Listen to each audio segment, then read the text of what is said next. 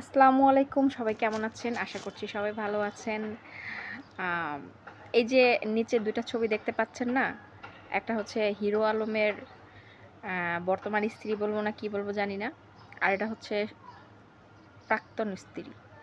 আচ্ছা, এই যে হিরো আলম এত কিছু মানে কাহিনী বলল, হ্যাঁ? রিয়াকে এত অপমান করলো। তার বাবাকে সে দেখতে যায় নাই। তার বাবা হসপিটালে ছিল।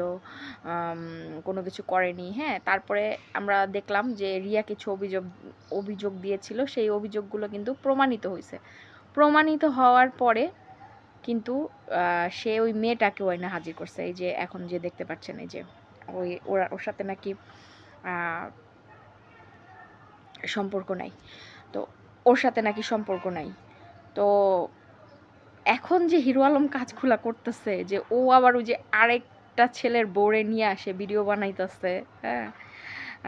নাচানাচি করতেছে। তো তো এখানে রিয়ার কি দোষ? বউ বদল করে ফেললো। ওই ওর বউ নিয়ে আইসা পড়লো আর ওর বউকে দিয়ে দিল ওইখানে। এখন ওর বউ তো বলতেছে যে আমি তো জাস্ট কাজ করছি। আমি মিডিয়ার লোক, আমি কাজ করতেই পারি। তো এটা নিয়ে এত কিছু করার কি আছে? তো আমারও মনে হয় মিডিয়ার লোক কাজ করতেই পারে, প্রফেশন। তারপর হচ্ছে রিয়া আরও বলছে যে ৮ মাস নাকি হিরো আলম ওর কোনো খোঁজ খবর রাখতেছে না, হ্যাঁ? তো তারও ফাইন্যান্সিয়াল কিছু বিষয় থাকে, সেজন্য সে কাজ করছে। যাই হোক, যেভাবেই হোক, কিন্তু এখন যে বর্তমানে হিরো আলম করতেছে, আরেকজনের বউ নিয়ে এসে ভিডিও করতেছে, অ্যা এটা বিষয়টা কেমন? কেমন আপনারা কি মনে করতেছেন? একটু জানা যাবেন কমেন্ট বক্সে।